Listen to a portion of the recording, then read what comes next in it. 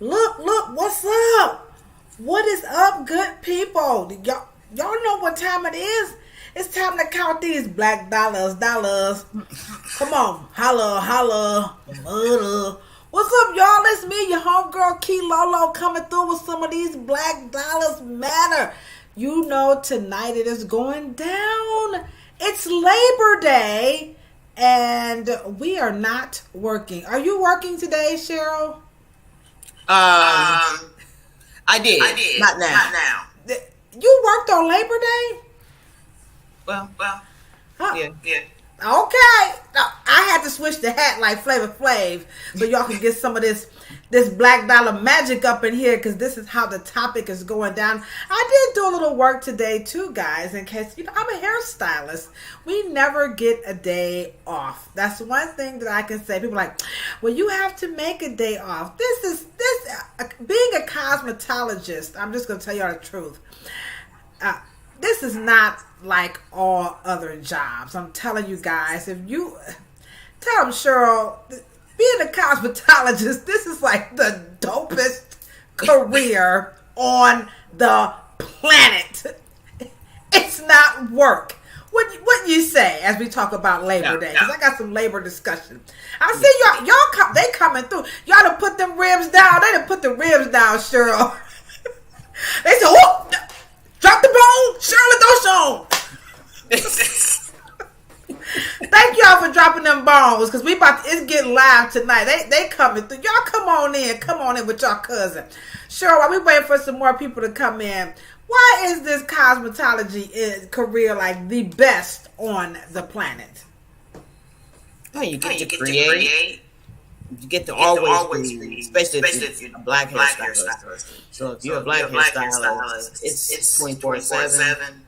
You gotta get them reminding them of their appointments. You gotta get the writing, the formulas. You gotta get people's stuff right. You gotta just get it together. Just get like this hat. You see that hat? One umbrella. You see what I'm saying? Yeah. This hat got so much stuff going on, but tonight I'm giving quite a few of these away. Compliments of my brother, who every time we travel, he likes to be on these money-making ventures of things he wants to sell. So he said, don't you give away some of these hats today. So my brother says I can give away a few of these hats, and boy, we got quite a few here. They do sell pretty good at the hair salon, I will admit. But we got a wonderful topic today about black dollars matter. And the topic is really, let's get my hair back together here. I'm going to put this hat back on. So today is going to be a bad hair day. It's kind of rainy. But anywho, so we have a wonderful topic today. And it's all about black owned businesses. And there's a little word for black owned businesses. I don't know if you're aware of it, but they're called B.O.Bs. Have you heard that term before? No. B.O.Bs. Yeah, so one day, actually, I was talking to my girlfriend who lives in Atlanta, and we were talking about, this was like during the pandemic and when the PPP money, was coming available. Mm-hmm. And she was like, they're not going to give B.O.Bs the money. And I was like, what? She said, yeah, B.O.Bs are going to be the last people to get some of that pandemic, money that they're going to be giving away. And I said, why? I said, what's a B.O.B? She said, and I said, no, I don't know. If you've ever heard of B.O.Bs, drop that in the chat, because I had never heard of it. But B.O.Bs is the acronym for Black Owned Businesses. And so she said, the big companies are going to get that money first. And I don't know, but I know when I turned on the news, I saw that there's a place here called Shake Shack or Shake or Shake Shack or something like that. And they were giving back the money because people were like, How y'all gonna get the money first if y'all got this super duper big franchise? So so some of the big corporations got some of that big PPP or money before some Bobs got them. So today is going to be an interesting topic about black-owned businesses. Particularly, we're going to be talking about your black hair care business. So the Bobs in this discussion is going to be specific to the black owned beauty business. So in this context, Bob's is going to stand for the black owned beauty hair care business. I got so many notes. Look at all these notes I got over here. I've been doing all this homework on this stuff. First of all, I didn't even know it was that deep, okay? And I'm a black owned business, all right? I can't get over these monies. So can I just, before we get into it, I'm gonna run off some numbers, but before we run off the numbers, and I know y'all like, come on, y'all always waiting on Cheryl. I know y'all here for Cheryl. It's okay. It's okay. She come, but let me talk first before Cheryl get her smart ass and start. You know Cheryl, she's so damn smart. I know, y'all just hold up. Let me get this out, and then I'm gonna let Cheryl bring it to y'all, because I know y'all only here for Cheryl, but it's okay. It's okay, Cheryl. I'm not gonna hate today. Thanks. But here we go, guys. First of all, we've been doing this for a couple of months now. This is our 19th episode.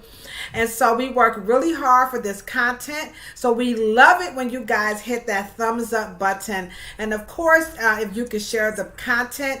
If you are watching this post, the live, please drop your comments in the chat, because Cheryl makes me come back and answer them, okay? Because she's smart. See, I wasn't doing that. She said, get back in the chat and answer the question. Don't you?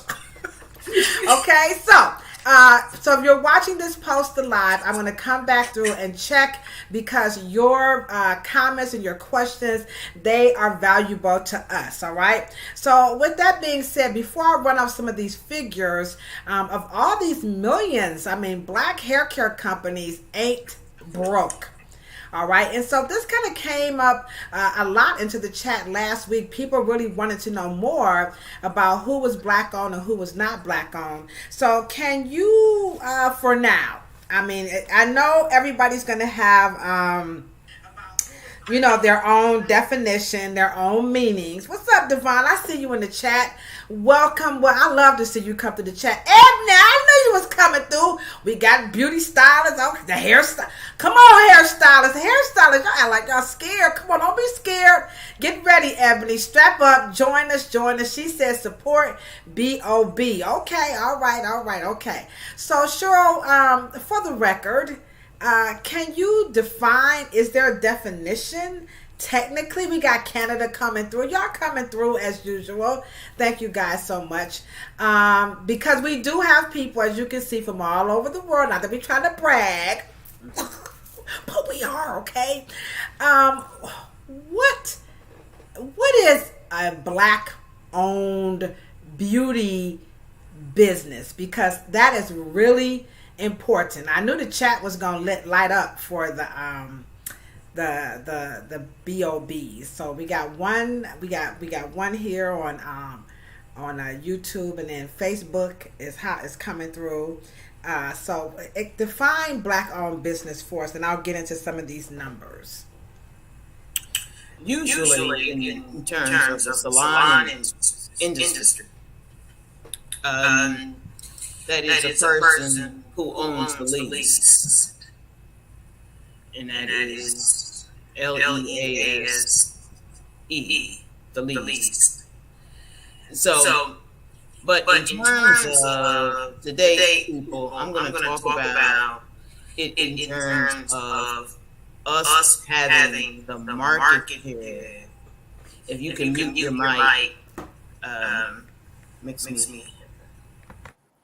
And in terms of the industrial market share, who actually owns the industrial market share. And if you notice, probably since George Floyd, and that every other subsequent white company or white retail brand or big market retail like Walmart, Target, Kmart, or any other large Ulta, Sephora, things of that nature, they have vowed to be more attentive, share shelf space, and things of that nature. But they are assuming that if you are of African descent, you are a black owned business.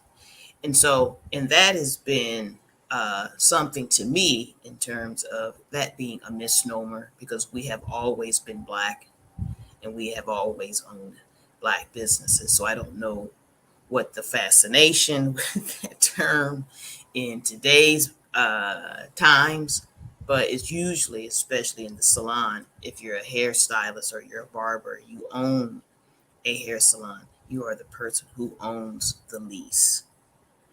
Um, and the person who is paying the the rent.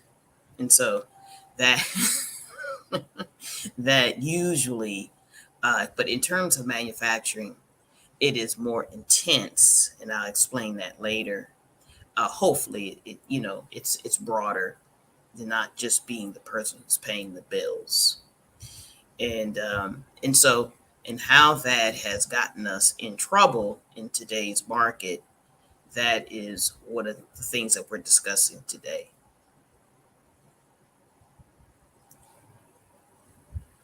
We're waiting for those numbers on. You're on mute. You're on mute.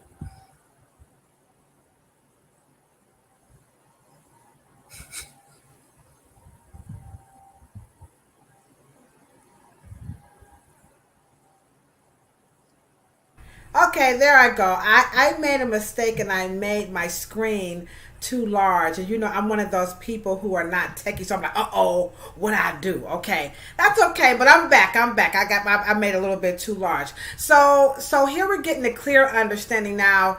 I do own my own hair salon, and I want to agree. I'm going to digress just a little bit.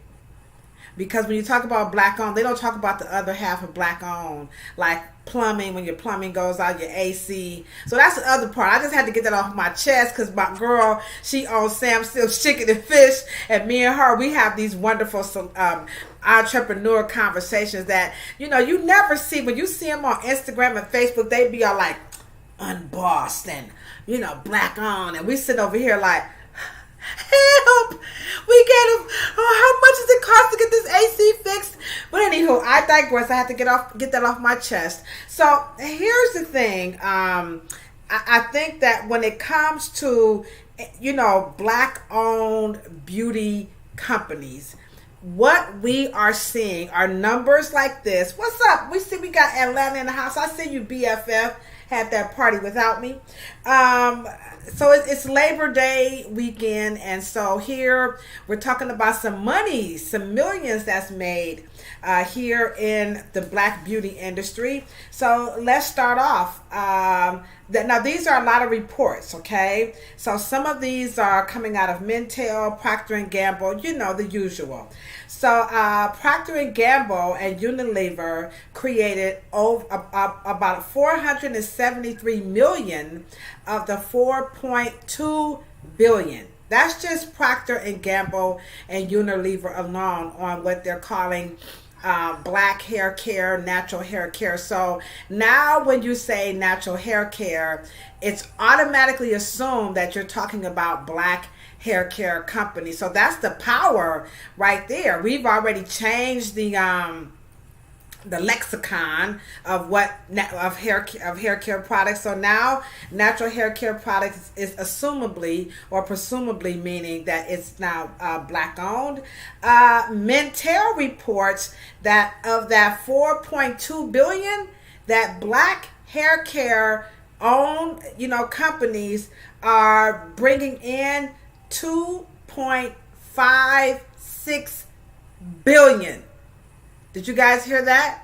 2.56 billion.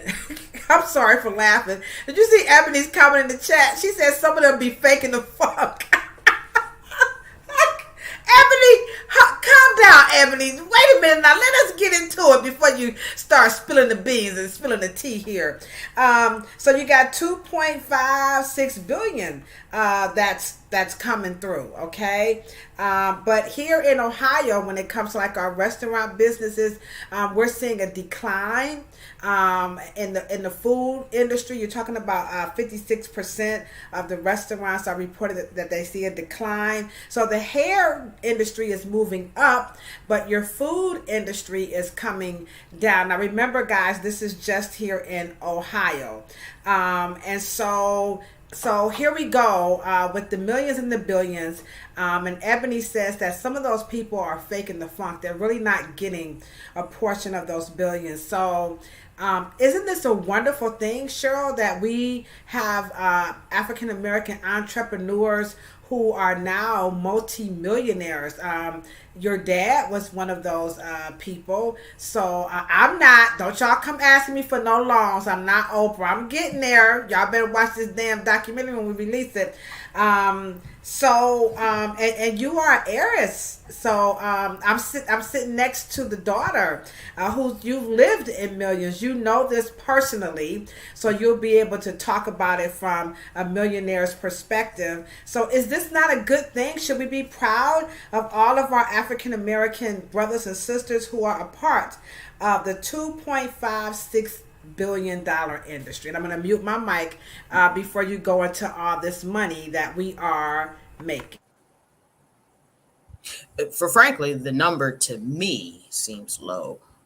I think that's very, very low.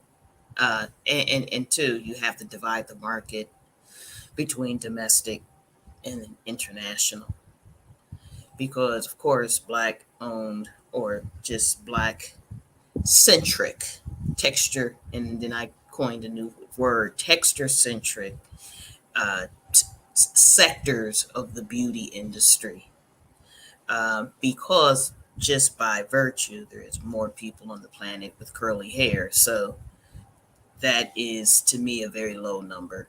But I will say that there is something to be learned here, because when you're talking about myself, right, in terms of being able to live off of what people say or what people call old money.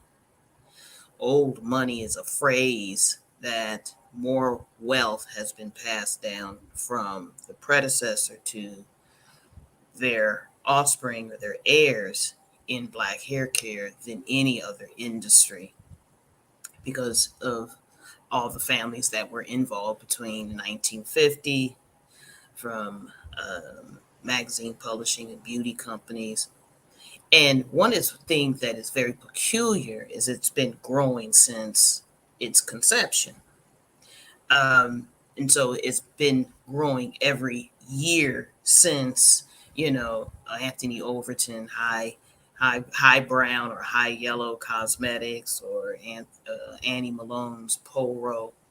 And one of the things that you also have to understand, it's just not product. It's just not soft good or creamware. It is hardware. It is education. It is, let's just say, so you guys can get a real big picture. In 1927, 1928, 1929, Annie Malone had already graduated over 40,000 agents.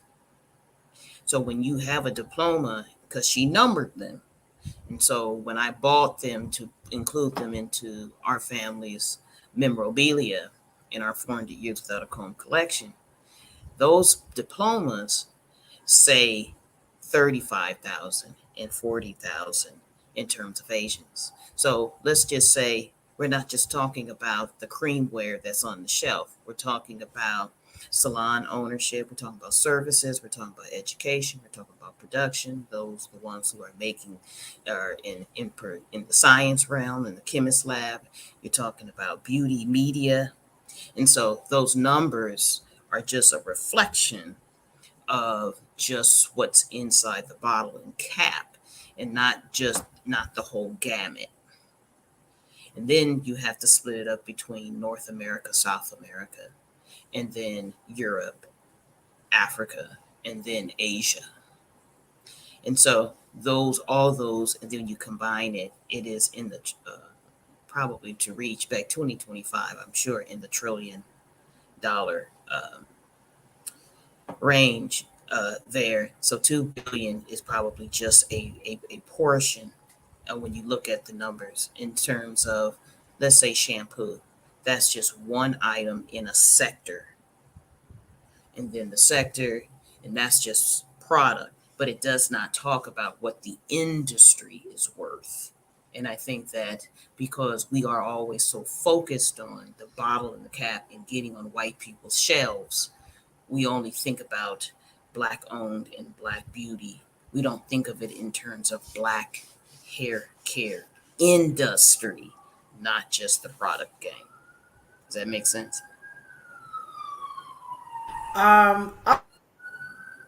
You're on mute.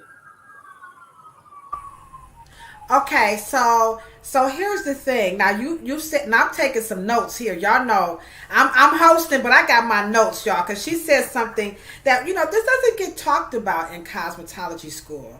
And you spoke of Annie Turbo Malone, who to me is sourly, and I do mean sourly, as in the odor and just the whole concept of sourly, underrated, unrecognized when it comes to the evolution, the foundation, the creation, the propulsion, the movement, the understanding. We can go on for days with adjectives about Annie Turbo Malone. So she's terribly underrated, but you've pointed out that within this scope of the Black hair care, you gave about 1, 2, 3, 4, 5, 6 dynamics. So some people are just coming through the chat. So I'm just going to shoot out those 6 dynamics. You gave the product itself would be 10. Okay, so that's 7.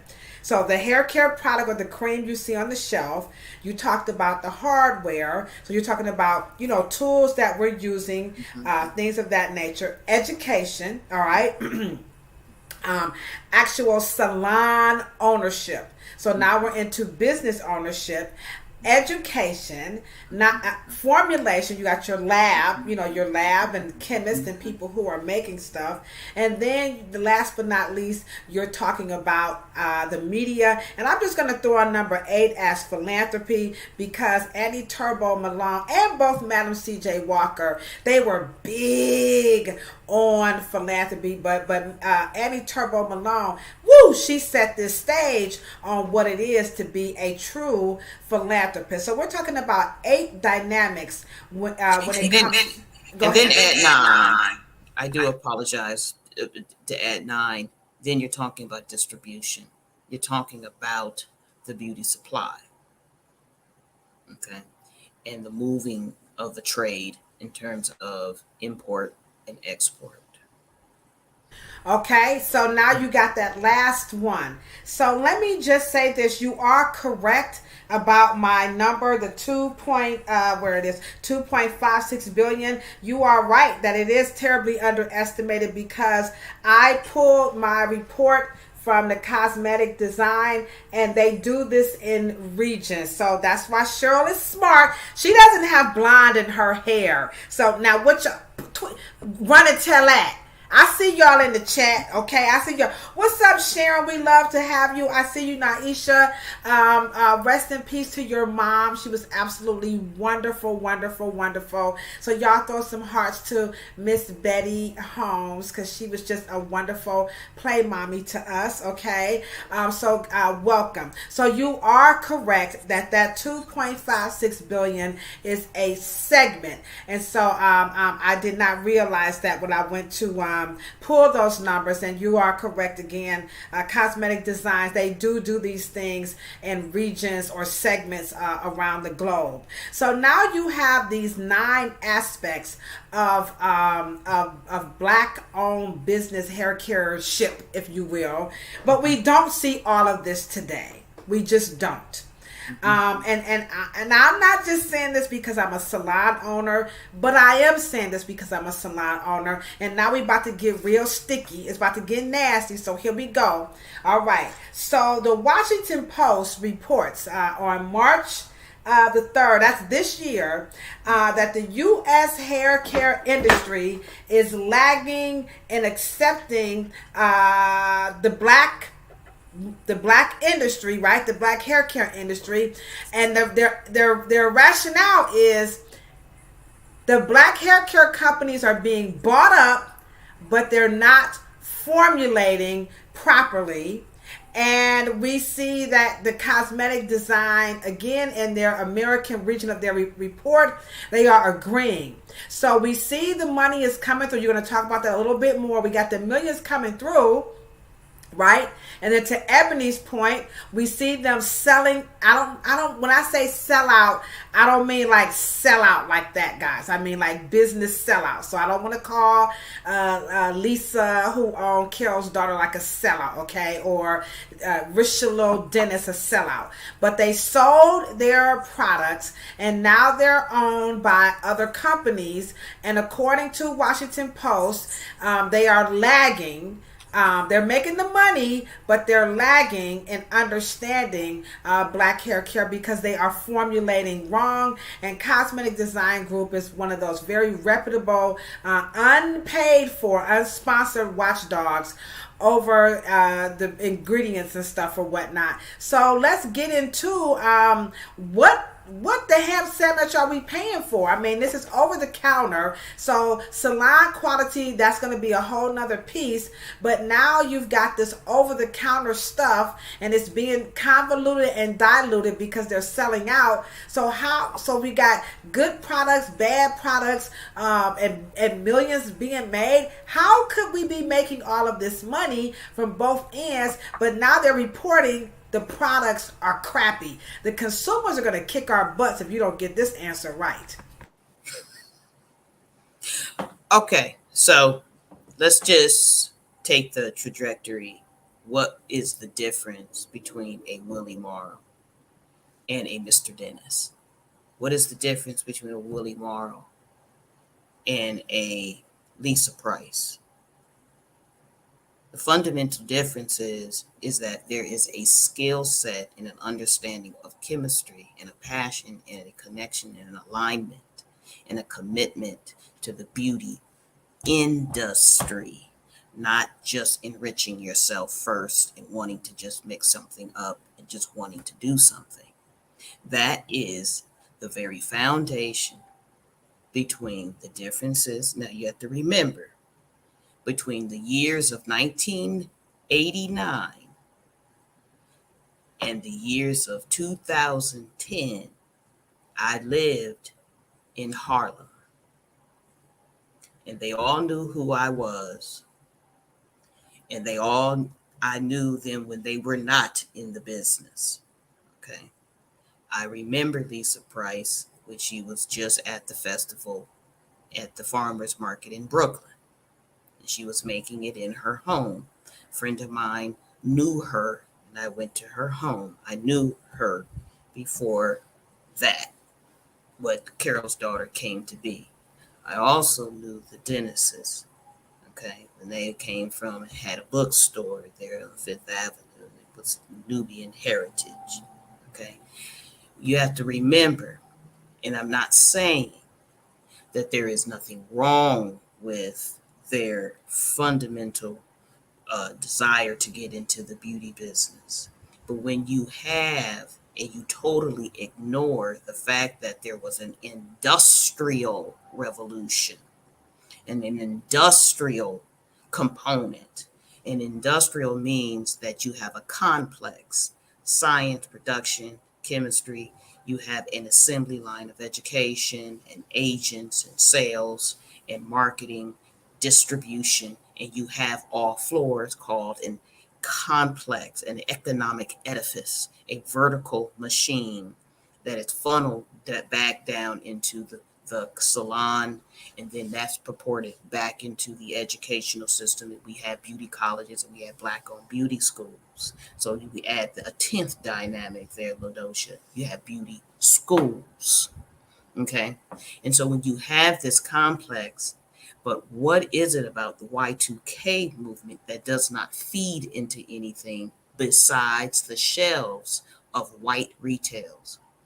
So now you have what you have is that it is a economic trick. So now you'll say, now they're going to be the watchdog and say that just like Irving Botner did in 1986 in the Newsweek magazine when Jesse Jackson went to boycott the South African movement and the apartheid. Well, now you have Irving Botner doing, see, it's a repeat. And this is when we don't pay attention to, this is what we don't have these conversations, because the Y2K don't know the heirs and people before them exist. We're used to this particular game, but they are so new to it. What they're going to do is say now they're for Black owned, but they don't understand that they're ruining your Black owned. What makes you Black owned is at the industrial power, industrial control. When you have industrial control, then you have industrial control of your chemistry. When you have industry control, you have industry control over your innovation. You have control over your trends. You have control about what the consumer gets from the professional, which is the physician of the business, which is the cosmetologist. Then you have cosmetology control. We don't have any control. We gave up control for retail shelf. See me, love me, just pay attention to me. And now we do not have any industrial power. We gave it away again.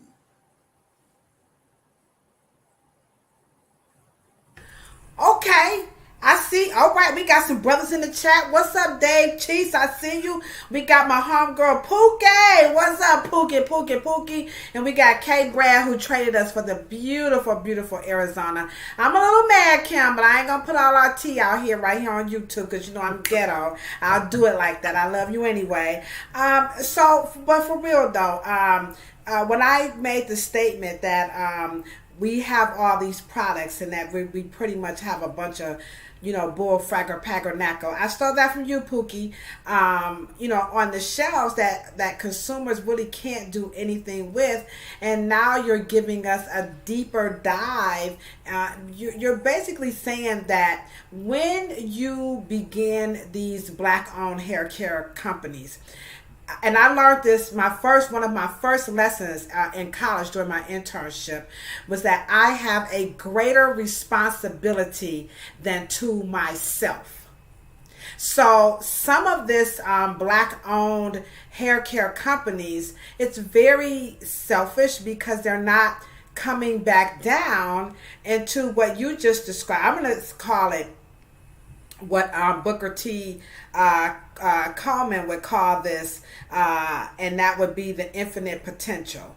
And so they're not taking the money and pouring back down. We got the products, but we don't see this trickling back into by way of hardware, education, salon ownership, the labs, the media, philanthropy, distribution, and the cosmetology schools. So as an owner, we have a really bigger responsibility than to ourselves. But the Y2K, they about these coins. I mean, this likes and these YouTube channels. I mean, can they resist?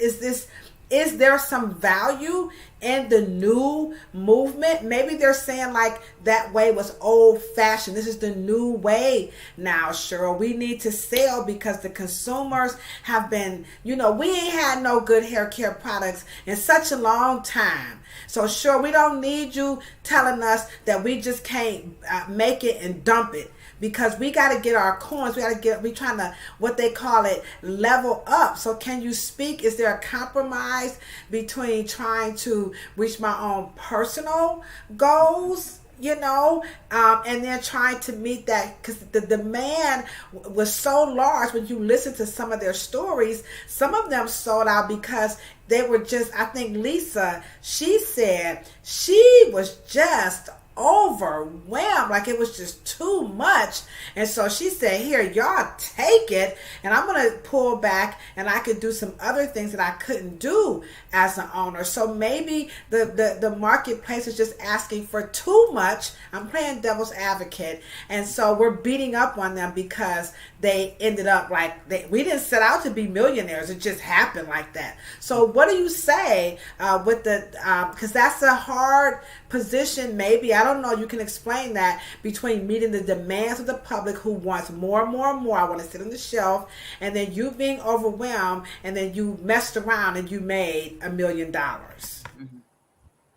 Well, this weekend I spoke at AfroCon, and I spoke about when people talk about wealth, power, money, finance, funding, um, venture capitalist, capital, money, and all those forces are very different. They're not the same money. But here we go in talking about closing gaps and voids. Why did the Y2K need to start over? Your industry was already rich. So what made you think that you could not make money until you went into and out of the epicenter of your core values that were outside of the distribution? Now, I do realize that, let me just say this in the defense of what you're saying. There's nothing wrong with setting sail. But here's the thing. By the time I was called to fix the issues of, let's say, that kind of brand, and we're talking about Carol's daughter, one thing that I said, and I want everyone to understand this, okay? First of all, you cannot fix a bad brand with money. You can't throw money at it. Because one thing about Black people that is a wonderful thing that is kind of like a firewall, Black hair care brands that are dealing with hair, people, Taraji, Lisa, Mr. Dennis, if you were watching this, if you're watching Gabrielle Union, it eventually has to work. Eventually. You can't wing it forever. And so there is a time where there's a difference of why we have George Johnson, Fashion Fair, Ravine, Duke, and you had California, you had World of Curls, you had, regardless of whatever, you had all but Pink Moisture, Luster, M&M, McBride. Why are they 50, 70 years in and you are selling in 7 years? You're only having good, healthy 7 fiscal years of reporting of gains in economic growth. Why is those why are those companies not going into legacy? Why are these companies not passable down to their own children? What's going on? And that's because the only way to stay healthy is for the car industry to stay healthy so Tesla can make money. If the industry is not healthy, then car brands don't make money. If there is no computer chip industry and there's not a computer industry, then there's not a technology industry healthy enough. So when there's a kind of demise, when there is no more Black beauty schools, then you have weak education. And when you have weak education, you have weak skill sets. And when you have weak skill sets, you have lack of knowledge. And then when you have lack of knowledge, then you just start brands and you don't know what you're doing. So then you may start them, then they may start out, it was a boom, and then they fizzle out like carbonated soda, and then it becomes flat. And then you don't hear from them, and you wonder why. And then what happens is, and I will say something, there's a factor that most people don't talk about that happened on the plantation. Plantation, the white owner especially in Uncle Tom's Cabin. Mr. Legree, even though he treated Sambo and Quimbo and Josiah Henson, even though he treated them very bad, he still relied on their meritorious manumission. Make money, create an idea. So, protect white people stuff, all of those other things that allowed you to have meritorious manumission. And when by the time that Mr. Dennis sold to Bain Capital, white people are like, oh, wow, we're gonna make lots of money, and don't realize that if black hair care industry is not healthy, after a while, none of those brands are gonna be sustainable. They're not gonna be sustainable. You know what? It's that's pretty powerful. I hope you guys are really understanding what her smart ass is saying. I mean, really. I really, really, really hope. I mean, yeah, they like, I see you, Valerie, because I hope you guys are understanding what she is saying, because here in the beauty salon, I see you, Miss Foster. You're right. Good point. McCone's girl, I see you too. I see you.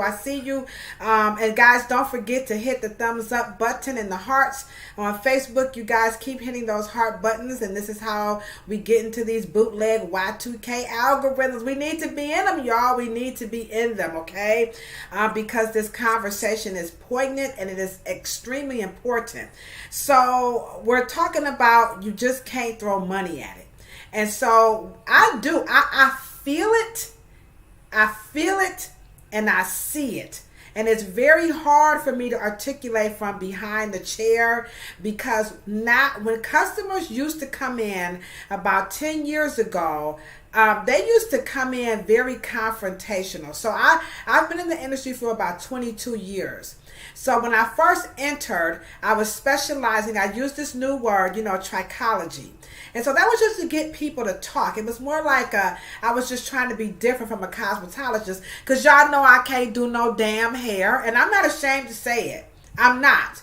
And I felt guilty for coming into the beauty industry because I killed the game. I killed it on my empathy, because at that time, this was right before the internet, black women were feeling very dismal, not listened to. So your dad and them were now leaving out, and so we were coming in. I think right at that point, right at that little precipice, we could have really added the emotion quotient, like Weight Watchers does to weight loss. We could have done that to carry the Morrow, the Browners, the Johnsons. We could have used the emotion quotient to carry it forward, because this is where we are now.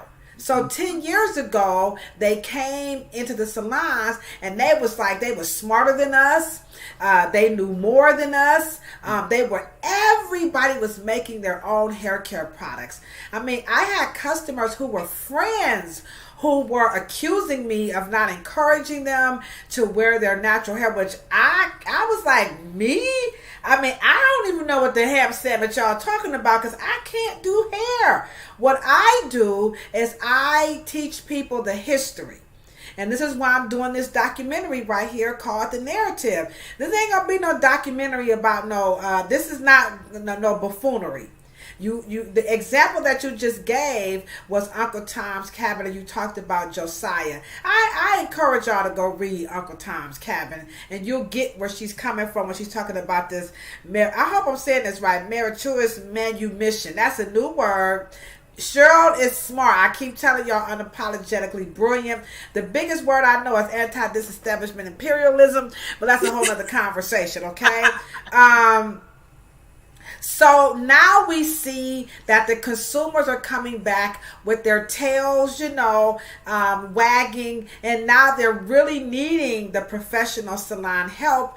But now we got the beauty industry who's tremendously, I made up that word, I said it wrong, tremendously, sorry guys, I'm not sure, tremendously suffering, because I just found out it's the Koch brothers who's behind the Institute for Justice initiative for natural hairstylists to not be educated. So now we have these natural hairstylists. The gas is running out. To get to your point, they're running out of gas, and so now pick this up. What us gonna do that we don't have the work? You got the complaints.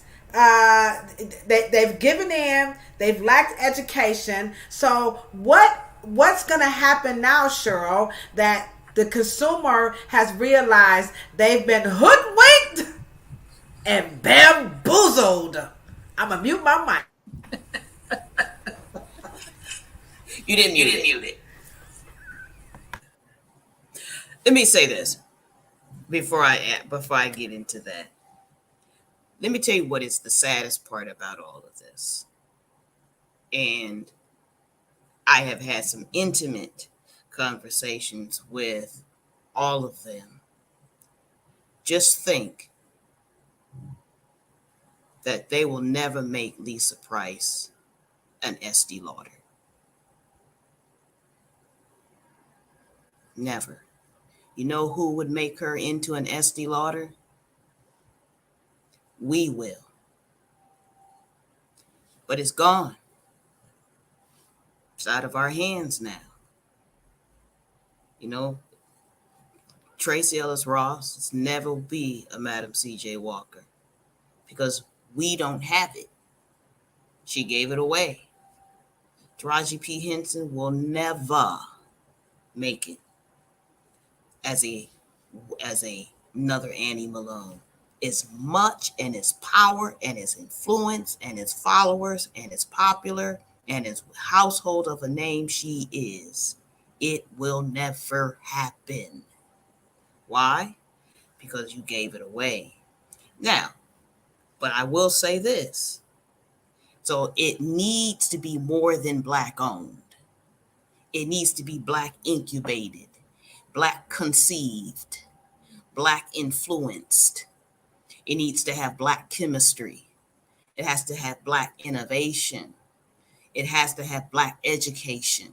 You need to know what you're doing because at the end of the day, these hair care, the Benton Courts, which is L'Oreal, the Estee Lauders, which is, under the L'Oreal family.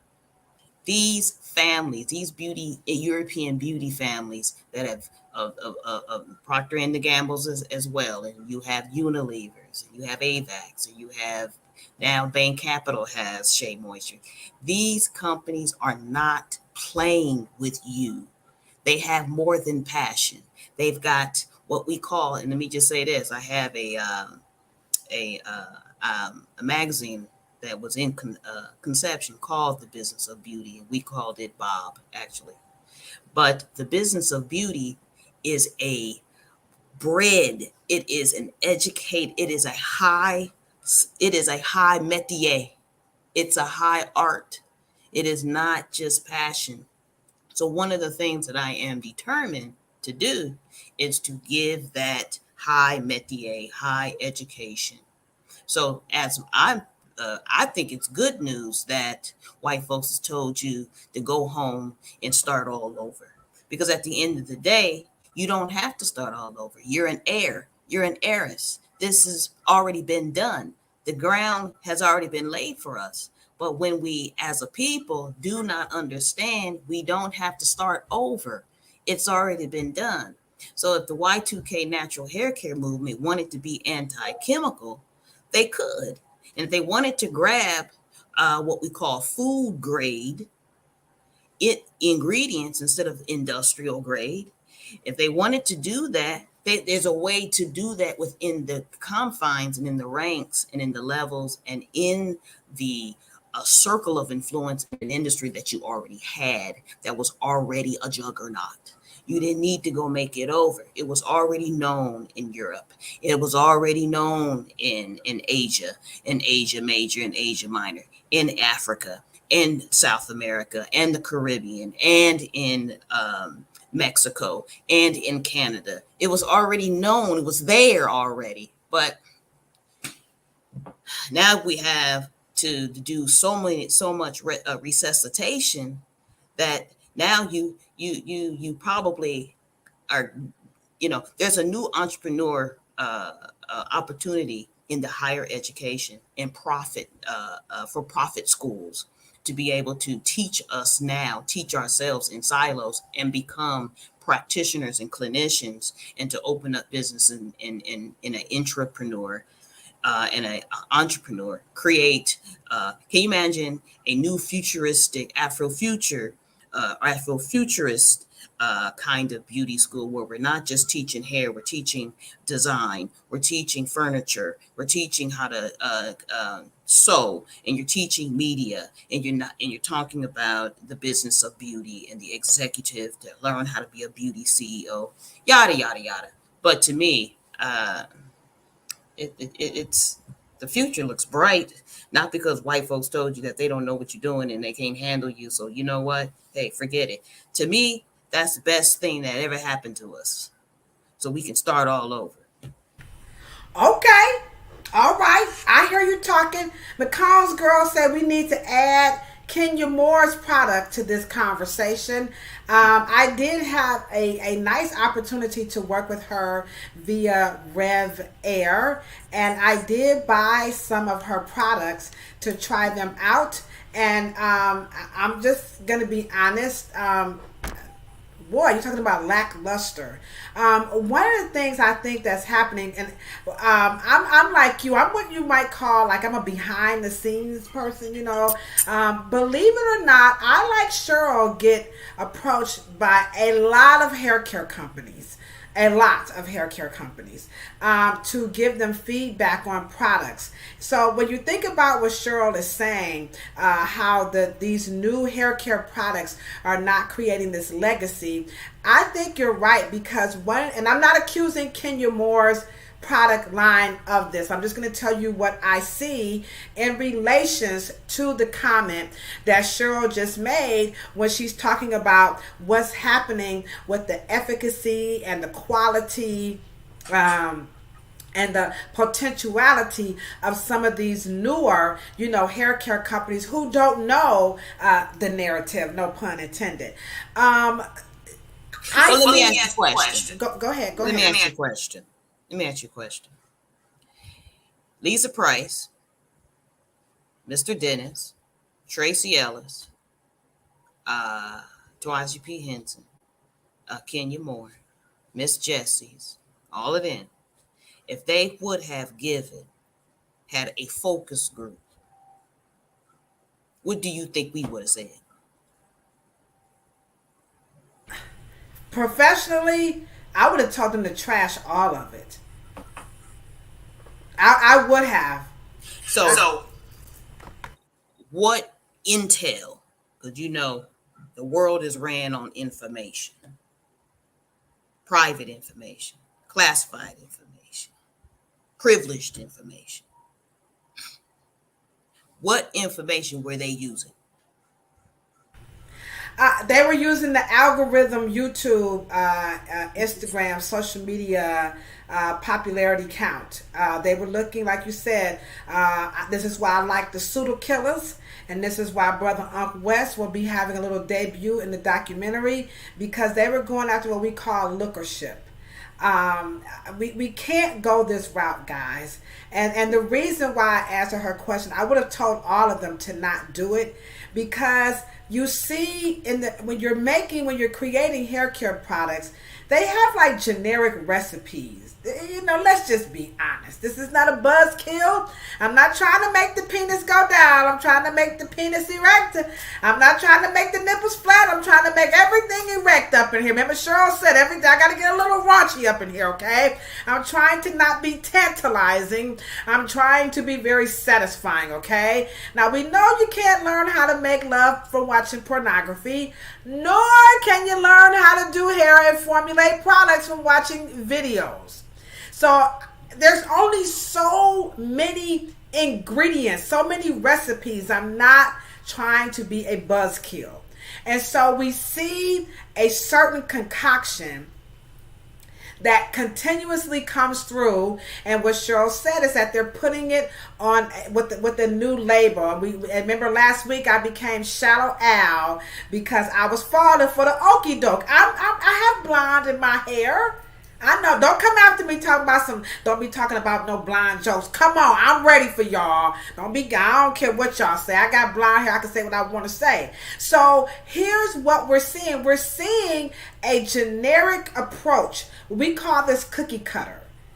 We actually use this word in the beauty industry, okay?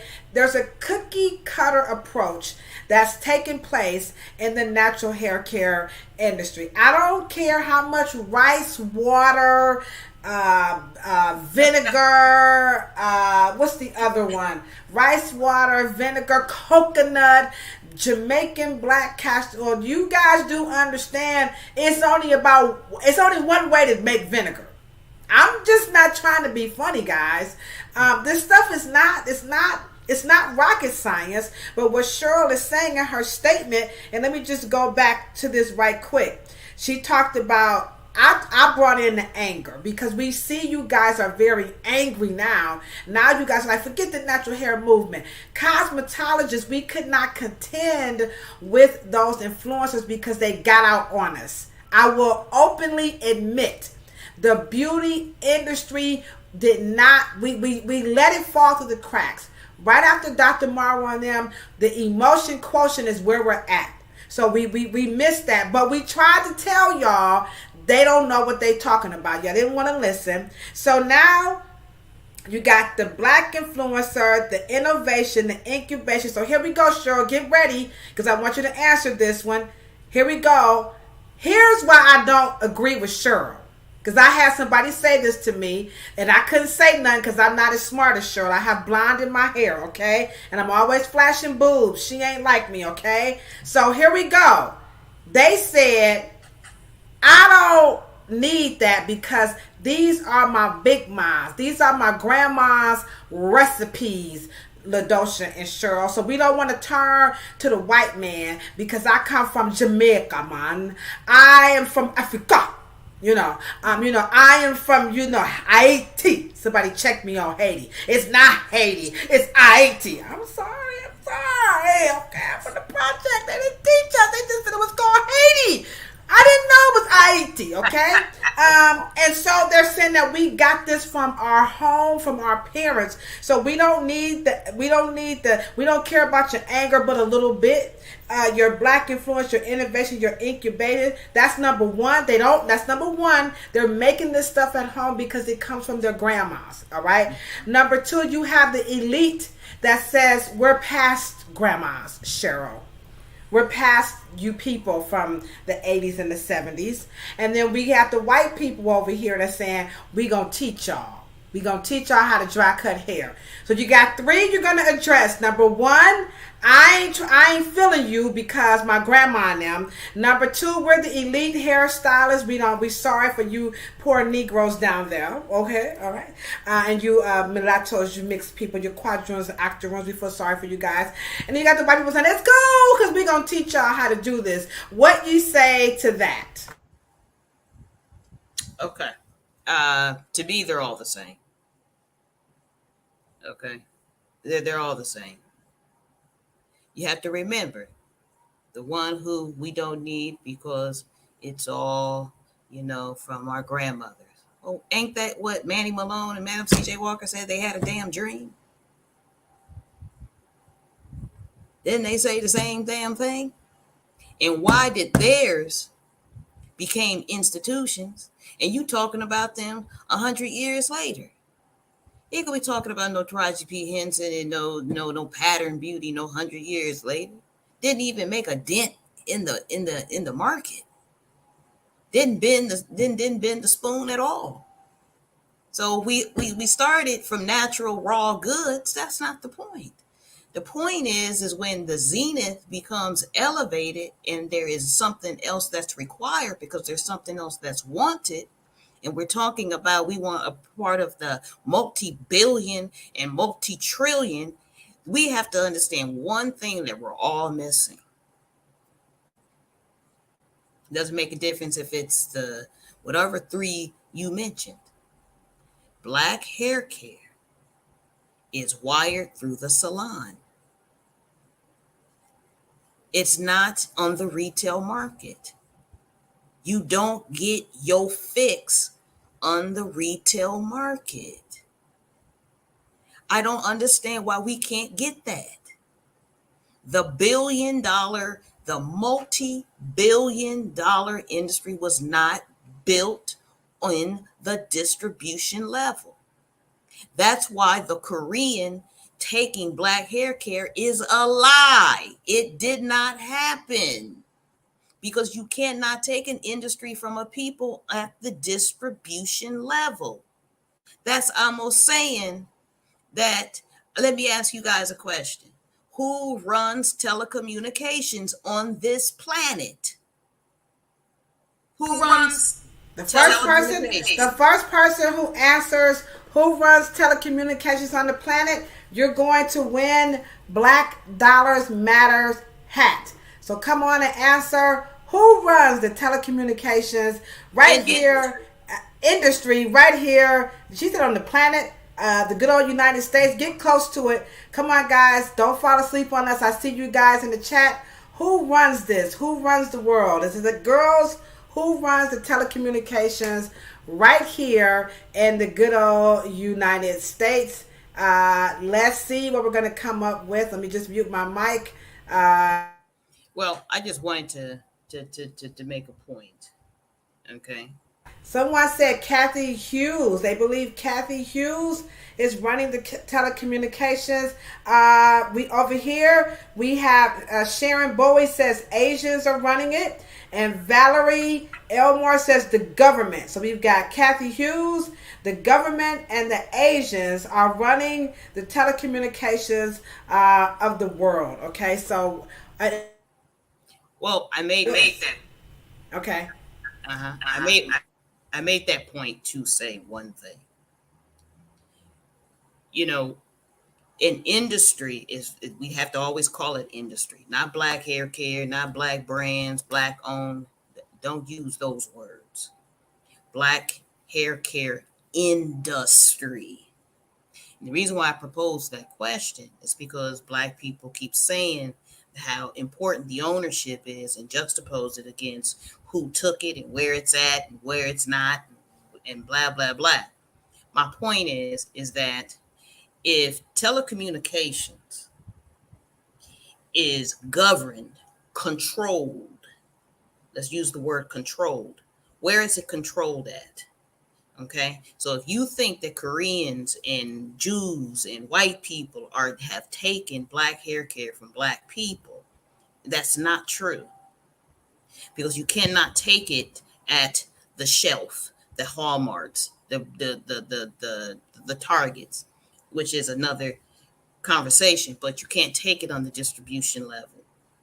What and who controls an industry, the telecommunications industry? So what you're saying is that Verizon and AT&T, Comcast, Turner Communications runs the telecommunications. Because I can tell you right now, the ones who owns the industry is the ones who own the technology. And so when by the time Apple calls up Verizon and tells them you will not be selling the iPhone this year, ain't shit Verizon can do about it. They can beg all they want to. When Samsung calls you and tell you that you will not be having the next flip phone, Android, beautiful screen, Motorola, when the technology companies tell you what you are not going to do, you have no choice. The distribution has no choice. The marketing has no choice. The media has no choice. Nobody. When Twitter told the president of the United States, get your ass off of our platform, the people who own the technology, and that is one of the things that I want my people to understand, is that when we were creating not just the curl, but the formulations that created some of these trends that happened that made us $1 billion baby, That's what we have to do. I'm not saying don't just use vodka and salad dressing and olive oil. What I'm saying is let's use it in combination and create some cosmetic sophistication and some new things, import it back into the salon, give our people some high quality stuff. We can do it and then have the brands owned in the beauty supply, but we got to have our own beauty supply distribution chain. And so, and that's how industrial you're going to deal with that. Does that make sense? That makes a lot of sense. So you got all these answers in the chat. So I want to know who runs this communication here. Is it around the world, in the United States? Who's running it, Cheryl? Is it the government? I just told you. Technology. The technology companies are those who run an industry, not distribution, not brought to you by AT&T, not brought to you by Verizon, not brought to you by T-Mobile. What is T-Mobile selling? The phone. Who makes the phone? That's the boss. It's who makes the chip, who owns the internet. Google, because Google owns the what? Algorithm, the technology, the platform, the browser, that's the point. And so we have to stop, the brands are just not going to get it. We have to own all of the industrial complex, all levels. All right. So nobody got that right, but we learned something new today here. So I have Ebony. We have McCone's girl. We have Miss Foster. What's up, Miss Foster? I can always count on you. Over here on Facebook, we got Valerie. And we have our favorite scientist, chemist, a.k.a. Sharon R. Bowie is in the chat. So all of you all will email me at ladoshaw@yahoo.com. If you live in Cleveland, come on by and pick up your black dollars, more money, it's murder. I know Ja Rule's going to kill me for messing up his song. But all of you guys have won a hat. So we always give it. She said, Lauren LaRose said, I knew it. Yeah, I did not know that. I did not know that. But I'm learning something new, guys. It's bigger. It's bigger than what we think it is. And we're getting, as we used to say in the hood, we get lost in the sauce. Yes. Let me impart one thing. Just to go to show you, as much as raw goods is black folks and used, right? And we talk about black owned product lines. Let me say this. I don't know not one black owned lavender ingredient company. I don't know not one black American shea butter cultivator. I don't know not one almond farm.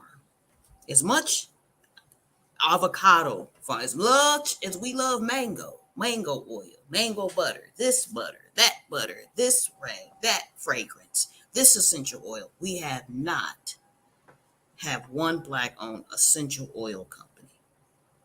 And that's because we focus on getting on white folks' shelves instead of understanding let's own before it gets in the bottle. If we want to own the industry, now we got to, every time we make a product, we got to put it in a bottle, right? Why don't we have a black-owned bottle company? So we're just not focusing. We're focusing on, because do you understand where you die at the death of a end of your brand? Because you don't have expenses to buy labels, bottles, caps, raw goods. You don't have the muscle of the production, the chemistry lab, because it's easy to own a lab, y'all. All you have to do is buy some glassware and some subterfuges and some stoves and some, but we don't think like that. We think about the salon and the product. That's it. And that is what I'm talking about. Yeah. Well, Lauren said she agrees. She agrees with Ms. Foster. She agrees with you. So here's the thing. When you talk about, and by the way, Care in a firm is not black owned. Those are Indian Those are. What you talking about, Willis? Care could the thing started, but here we go again. Those are um, companies that stem from the 80s.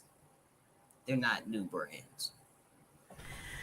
Okay, I'm going on lookership. I always thought Dr. Ali Saeed was a black guy, but I know I did. I thought he was black, but I've never looked into where he's come from, and this is why we need to be. Oh boy, I'm gonna be up all night. Dang, this is why I like this podcast. We're talking about some of the dumbest shit that people say about black hair, like Dr. Ali Syed was a black guy. Yeah, he's Pakistan. Thank you, Miss Foster. Now you tell me. I don't know why y'all just don't.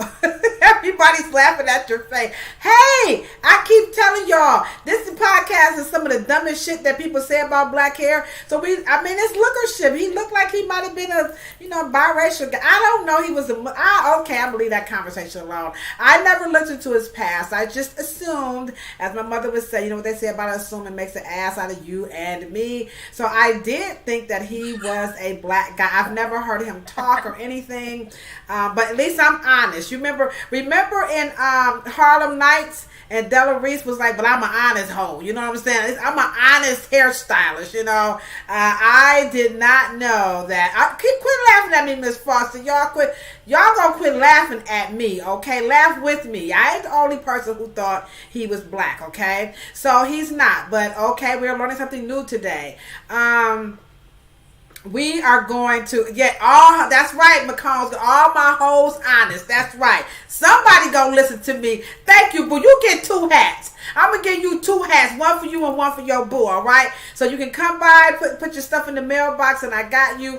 But I hope you guys have learned so much about the black-owned beauty industry. And I think let me say something.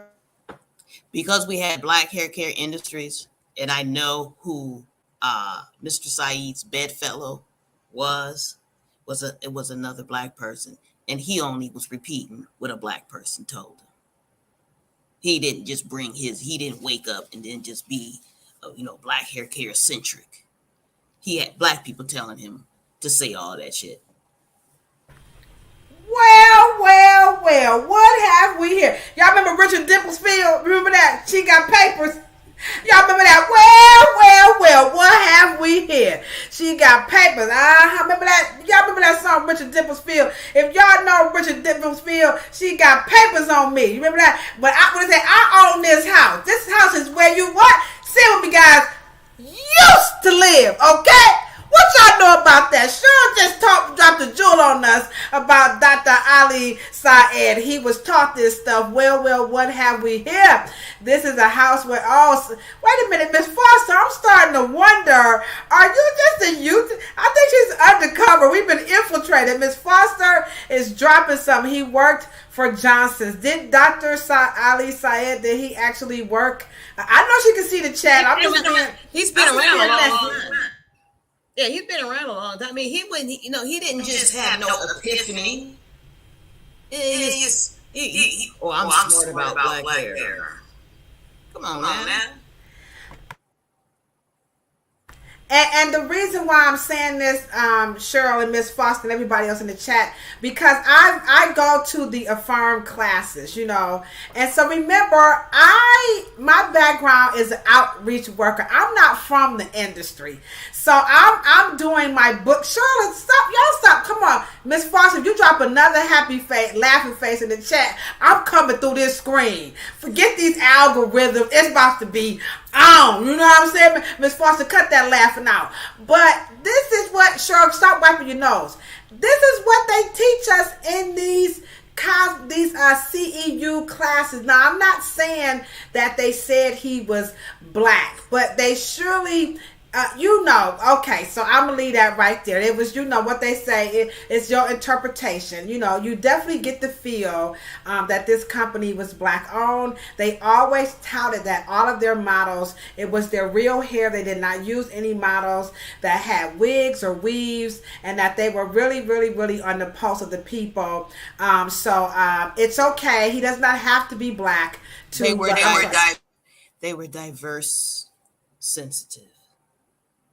They were diversified. They were diversified, okay? And so, of course, I'm not nearly implying that only black people can do black people's hair and so on and so forth.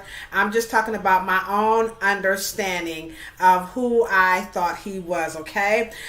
So we are going to go ahead on and wrap. You guys rock this out. I have some wonderful giveaways to give away. Don't forget, please email me your address. If you live near me in the Cleveland Heights or Cleveland area, come on by and pick up your hat. No, I'm not going to give you the one I put on my head. Yours is going to be fresh, and it'll have the little liner in it, so I'm not going to take this off and give it to you, okay? Yeah, you're lost, Cheryl. You're lost, Judy. Yeah, Judy, you stay lost, and that way you won't know what a fool I just made out of myself. But hey, this is how we learn, right? You have to be, smart enough to be honest enough, because you don't know what you don't know. And I did not know that Dr. Ali Syed, he is the chemist, the owner. I don't know if he's the founder of the Affirm. I believe he is. In the Affirm, they make relaxers. They also make hair care. I find the relaxer to be absolutely phenomenal. The hair care products, I don't sell them. I don't think they're good. I also refuse to sell anything diverted. I will not sell diverted hair care products in my hair salon. So Affirm, Design Essentials, you can go to CVS. You can go to your local beauty supply store. You can buy them. I refuse to sell diverted hair care products in my hair salon, or I'll just go buy them and sell them myself, okay? So we're going to go ahead on and wrap this up. And again, we're talking about the black-owned business, so beauty business. So we know where the future lies, right? So give us some solutions, because I know they're going to be trolling. Because I'm going to go, when I go back through, I'm going to put all of those companies' names in the hashtag. So hopefully we'll get a chance to hear, or at least they'll scroll past and listen. And we're talking about Kenya Moore's to Raji P. Henson. We're talking about Patterns. We're talking about Carol's Daughters, Shea Moisture, Jane Carter Solutions, Uncle Funky's daughter. Who else? We got Miss Jessie's. So there's so many. So where do we go from here? How do we do this when you talk about the industry? So we know technology. Who owns the technology is who runs the actual communications around the world. So in the beauty industry, not that we're looking for one big to monopolize it, but where can we go from here? Well, it's a start. And before you answer that, talk to our consumers too about what they can do as well. Well, it depends on, everybody's got their job, and this is a big undertaking. And as I was talked to my dad before he passed, in terms of having a conversation and trying to allow his people to understand that they don't have to press the reset button, that the political and legislation and political things that we deal with in terms of trying to deal with some discriminatory issues, he has already done that. All we got to do is pick it back up and redesign it in today's language, redistribute it, and to realign ourselves. The salon, we have to get in there and probably deal with until the legislation deals with their issues about hours and the requirements and what we can and cannot do and all of this, is that cosmetology must become the vanguard of Afro cosmetology, and to be able to bridge the gaps and bring the influencers and the brand ambassadors and all of that, and to create room to where we can create our own curriculums, as the browning of America has happened and the browning of the world has happened, and also be able to create coalitions, okay, a new organization that represents cosmetology and we're cosmetologists, that is of our narrative, okay, and that's number one. And the consumers also can support, okay, and to not be in terms of opinion about what we need to do as an industry, because from that particular industry, and I really want to say to the consumers that we need the industry in and of itself. We are all consumers, okay? However, the future publishers, the future teachers, the future school owners, the future essential oil companies, the future fragrance companies, the future lab owners are all in the consumer body. They're not all coming out of cosmetology. We have to create and also connect with our HBCUs, because our future biochemist engineers, our prototype engineers, our computer CAD engineers, so we can create better hardware and create combs and combs of the future and things of that nature. But I do understand that we don't have a mandate and we don't have a plan. And I think that that is where I want to step up in terms of the leadership, and to make sure that we can at least have a plan and present it.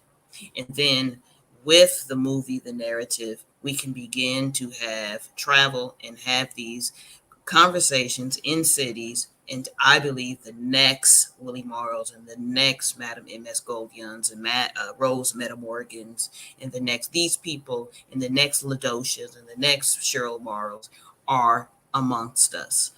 And we need your help to become the entrepreneurs and entrepreneurs to join us, and we can create a cohesive, and then look back as we go to Bologna and we go to Rome and we go to Africa, we go to Las Vegas at these highfalutin hair shows, and we can look back and say, we are the finest of them all. Who is the finest? Who's the richest? We are. We are. Absolutely, and I'm bringing my bologna sandwich with me when we go to Bologna, because I love bologna. And Cheryl, you bet not write nothing in that chat about me eating bologna, or else I'm going to get you. And yes, it's Eckridge, okay? My cousin Nicole said Eckridge is the finest bologna, okay? So guys, I meant bologna, Italy. You know what? Okay, I ain't gonna go there. It's okay. Sure, Miss Foster and Cheryl, I'm gonna see y'all in the playground about 3:45, okay? It's California time, all right? At 3:45, it's going down. So Bologna is the location. I was thinking of Bologna to Eckridge, but it's okay. I told y'all I'm from the hood, all right? Okay. Ebony, you are absolutely beautiful, beautiful, beautiful. This is our goal. We do want to be a source of inspiration to licensed cosmetology. I'm making fun, but I am in this for the long haul, and we need you guys to stay here with us. The documentary, I'm working on it very diligently, very, very diligently. In the meantime, I'll be posting up a whole lot more. I'm now into my editing phase, and it's very extremely challenging, but I'm doing this very well as best I can. Anywho, we will be back next Monday at 6 o'clock. Same time, same bat station, same bat cave. Miss Foster, I'm gonna put you gonna get your lessons last, Miss Foster. You gonna get your lessons last, because anywho. We're gonna be back, and we're gonna be talking about dandruff, eczema, and psoriasis. Everybody, we were talking about that growing dandruff and stuff. So we are going to be back next week, and a lot of you have so many scalp concerns, and this one is going to be good. It's going to be fire. I'm more than positive that we're going to have to do that one in 2 sessions, and because that is content heavy, we're talking about dandruff, eczema, psoriasis. So this is a very hot topic about scalp care that people don't like to talk about scalp care, but you can't have beautiful hair if you don't have healthy scalps. And thank you guys. We love doing this show, and we're going to be back again. Don't forget to hit that thumbs up or your heart button, and then please share the content. And you guys know what Shirley and I always say when we're signing out, right? Don't eat mustard with your bologna sandwich, Miss Foster. Use Miracle Whip, boo, okay? And fried, cold or fried, all right? So with that being said, we are always talking about a whole lot of peace, most certainly. For sure, a whole lot of hair. But check this out. If you ain't got no hair, don't want no hair, can't stand hair, hell, as a matter of fact, you plan on cutting all that stuff off and this year, you know what we say? Don't even worry about it. We don't really care because we going to love you, your bald head, your bald patches. It don't make us no difference because bald heads are beautiful too, and so are you. And you, Cheryl, you're beautiful too, all right? Miss Foster, you're beautiful, even though you keep laughing at me, all right? Okay, guys, have a wonderful evening and save us some of those ribs for me. I'm on my way over.